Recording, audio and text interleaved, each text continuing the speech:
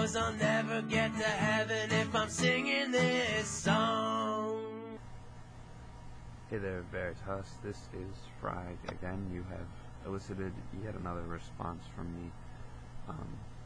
This is something that I in high school I did the whole AP U.S. history thing, where we were actually taught that most of the founding fathers were deists.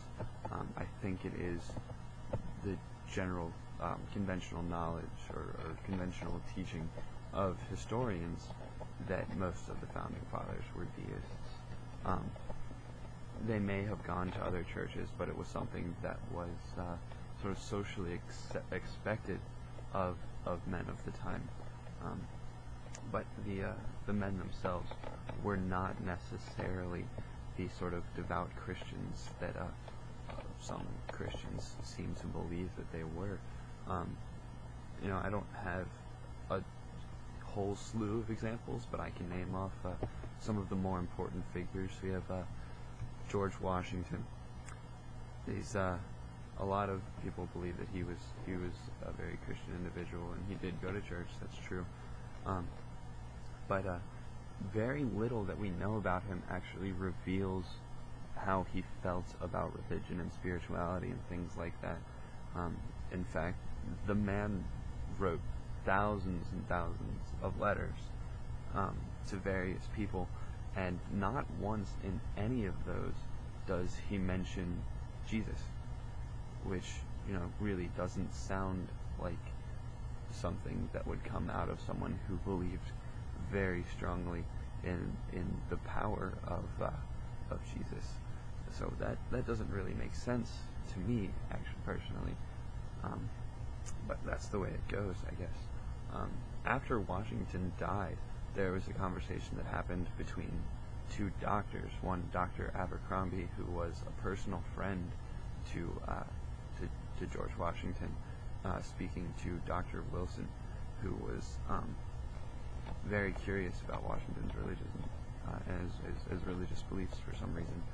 And Dr. Abercrombie replied to Dr. Wilson saying, "Sir, Washington was a deist." So, case closed on that one. You talked about Thomas Jefferson quite a bit in there, so I don't think that I need to go into that one.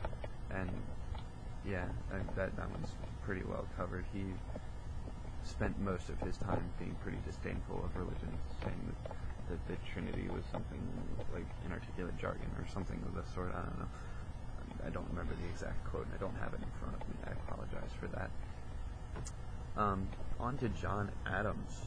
He was a Unitarian, flatly denied the doctrine of eternal damnation.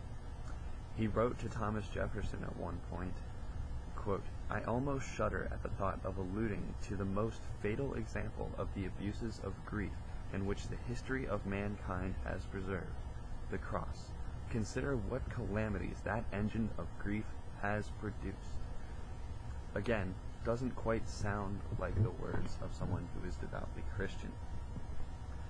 Not necessarily deist, true, but not someone who is extremely religious.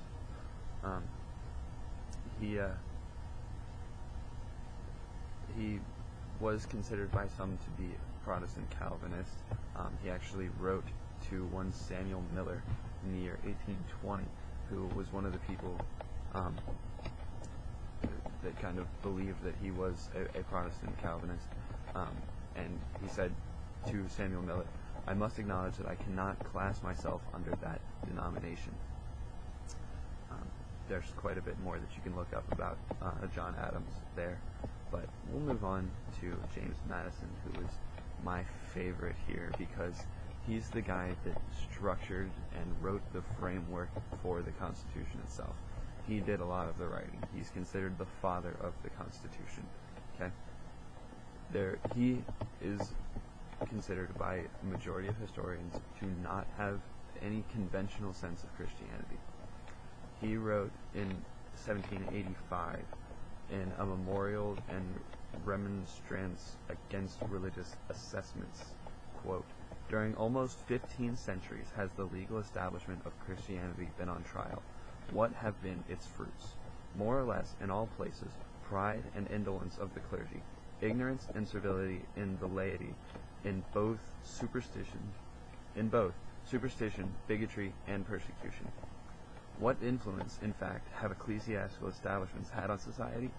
In some instances, they have been seen to erect a spiritual tyranny on the ruins of the civil authority. On many instances, they have seen upholding the thrones of political tyranny. In no instance have they been the guardians of the liberties of the people.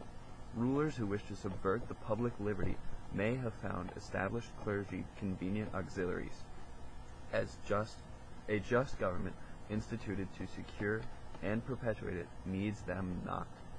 Again, this does not sound like a person who would found anything on religion, much less a country that he hoped to succeed. Benjamin Franklin, you also talked about. I really have not done a lot of research on Franklin. I don't feel that it's terribly important because James Madison being one of the writers and all these other men being involved and having great influence on the Constitution and the country as it developed, there's enough there to suggest that the important players among the Founding Fathers were certainly not fundamental Christians and were either deist or Unitarian, which is definitely closer to being secular than religious. So, what does this mean? Well, in and of itself, not a whole lot. But relating to your point talking about the separation of church and state, it's completely irrelevant because we do still have the First Amendment of the Constitution, all right, which says that the federal government shall neither support nor I'm sorry for the profanity there. You know what it says. You've read it. Basically, it says that it won't support or discourage the practice of free religion. Okay, there will not be state-supported religion. The state will not advocate any religion. It will not allow religion. Things like that. It's pretty clearly stated there in the First Amendment. It's clear. Yes. Also, the Constitution does not discuss God. Other documents do, but this is simply an appeal to sensibilities of the time.